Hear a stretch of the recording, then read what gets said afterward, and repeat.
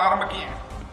बेरोजगारी यहाँ पर 8.5% थी, इतने दिनों के अंदर हम उसको कम किया हम लोगों ने। अब भारत में बेरोजगारी का दर केवल 5% रह गया है। बहनों भाइयों, अवसर दीजिए हमारे प्रधानमंत्री को, तीसरा टर्म ही नहीं, संकल्प लीजिए चौथा टर्म भी देंगे।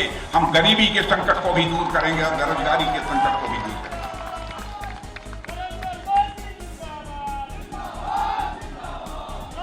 और इतना ही नहीं, माताओं बहनों को विधानसभाओं में और संसद में भी 33% का आरक्षण 30-32 वर्षों से लगातार कांग्रेस कहती है, लेकिन वह नहीं कर पाए संसद के दोनों सदनों में बहुमत रहने के बावजूद।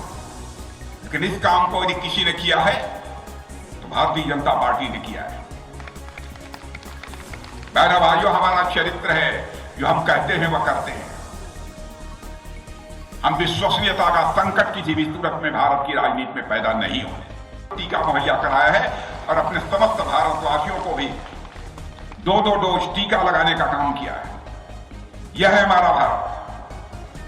इसलिए हम तीसरे टर्म और तीसरे टर्म के साथ साथ चौथे टर्म की भी बात करने के लिए आए।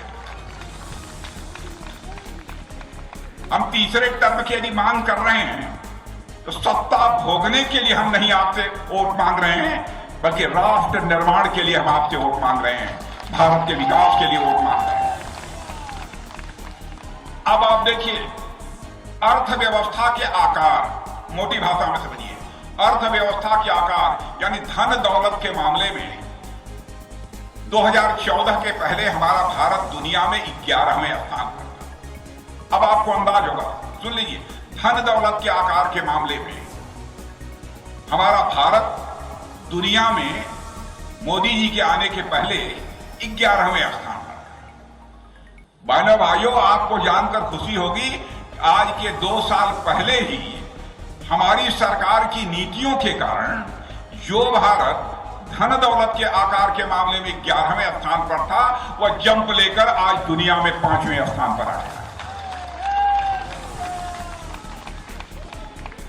और यह मैं नहीं, दुनिया के बहुत बड़े विशेषज्ञ और दुनिया की वित्तीय फर्म्स अब यह कहने लगी हैं, यदि ऐसे ही भारत आगे बढ़ता रहा तो 2027 यानी आज के 2.5-3 साल के बाद यह भारत धन दौलत के मामले में दुनिया के टॉप 3 कंट्रीज में आकर खड़ा हो जाएगा, दुनिया के 3 देशों की कतार में आकर खड़ा हो जाएगा। यह है भारत।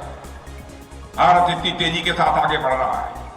इसलिए मैं आप सभी बहनों भाइयों से अपील करना चाहता हूं, आप सबका समर्थन, आप सबका सहयोग हम सबको प्राप्त होना चाहिए।